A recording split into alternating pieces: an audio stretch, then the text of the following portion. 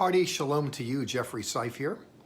We are following Paul's travels in the book of Acts, mistakenly, in my opinion, referred to as the Acts of the Apostle. Really, it's about the Acts of the Apostle Paul, the Spirit working through him. He has finished his missionary journey, so-called, and made his way to Jerusalem, and trouble. In fact, the TLV puts the header for chapter 21, verses 27 through the end of the chapter as trouble. Trouble at the temple. It's amazing in our culture, we're minded to argue that accept Jesus Christ as your personal Lord and Savior, and you'll escape trouble. It's an escape hatch. It's a way out. Not to say the Lord doesn't help us with our troubles, but what happens when sometimes the fact that we accepted Yeshua is the source of the trouble? I mention that because that's what's at play here. Previously in this chapter, harking back to last week, Paul has made his way to Jerusalem, and he's greeted by the brethren. And he's greeted enthusiastically by the brethren, but there's some concern because there's rumors that Paul has disavowed what it means to be Jewish. And the leaders in Jerusalem want Paul to straighten that out and to underscore in no uncertain terms that he still himself lives faithfully within a Jewish understanding of the world as articulated by the Word. Well, Paul could have pushed off and said, no, I'm a Baptist now, or a Lutheran, or a Pentecostal. But it's a mistake to think in those terms, though that's the way Paul's often portrayed. He used to be Jewish, he jettisoned all that, and then became X. Fill in the X, fill in the blank. Whatever your religious tradition is, that's what he became. We tend to make him in our own image rather than hear him speak for himself what he's all about. I mention that because when Paul comes to Jerusalem, he runs into Jews that love the Lord but are zealous still for being Jews, and there's some concern of a potential conflict. And James, Jesus' half-brother, and the elders in Jerusalem want Paul to clarify that he himself still is Torah observant, which he was. He is going to go into the temple then to demonstrate his fidelity to the ancestral religion, and then there's going to be some trouble. In verse 27, he's there, and we're told that leaders from Asia saw Paul in the temple. Now, Asia Minor is what we're referring to, and that's where Paul has been in what we call Turkey today. And men from the region who had experienced Paul previously, they stir up the whole crowd. They grab him and shout in verse 28, "Men of Israel, help! This is the man who is teaching all men everywhere against our people and the Torah and this place. Besides, he has even brought Greeks into the temple and defiled this holy place." This is the guy we told you about, who is telling Jews everywhere to forsake what it is to be Jewish. And they raise some dust and create quite a stir, a little hyperbole.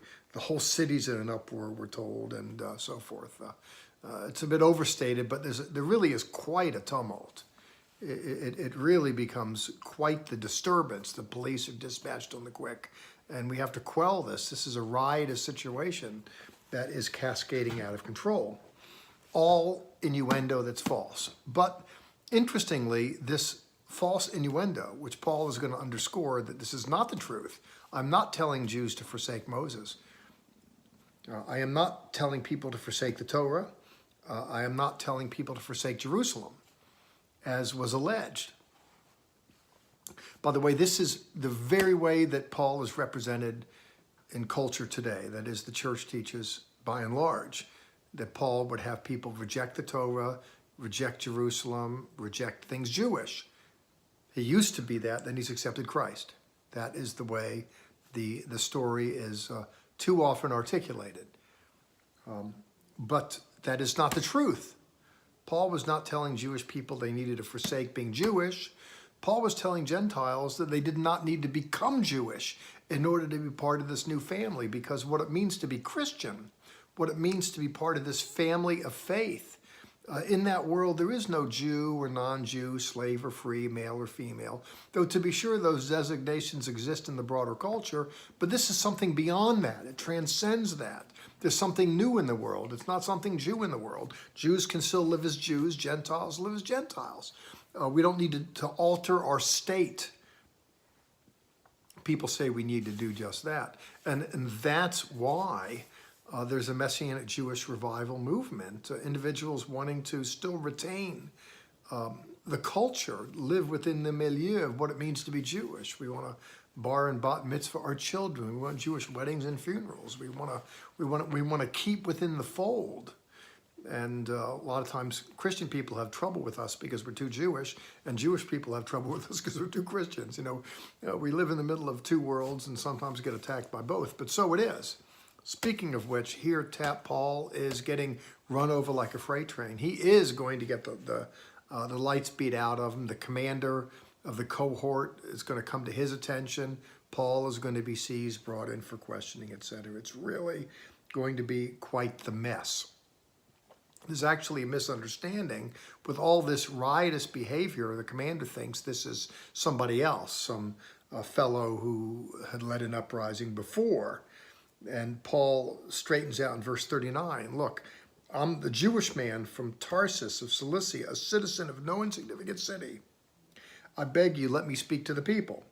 He is going to clarify who he is, and the commander wants to kind of sort out, what am I dealing with?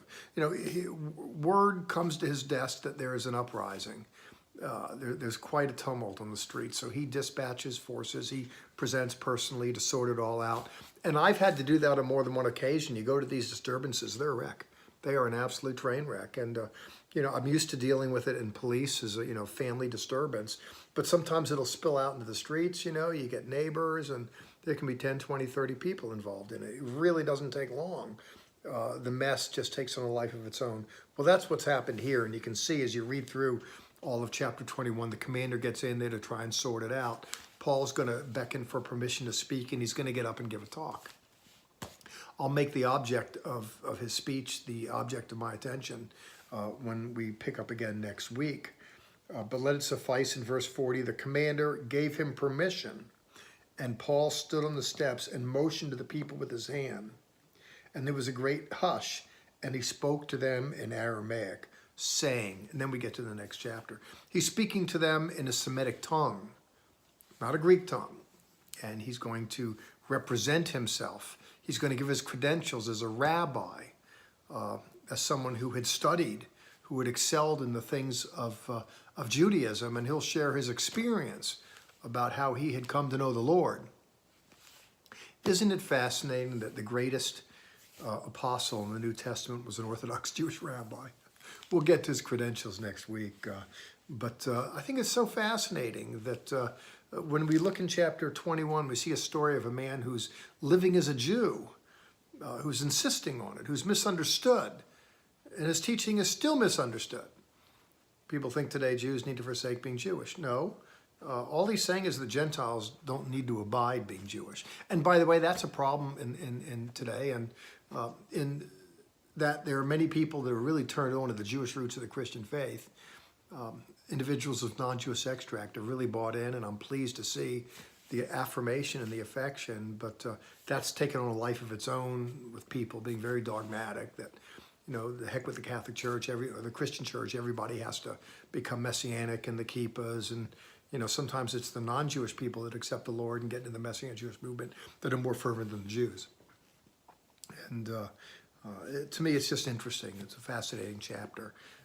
Paul would say, look, let's calm down. Let's settle down.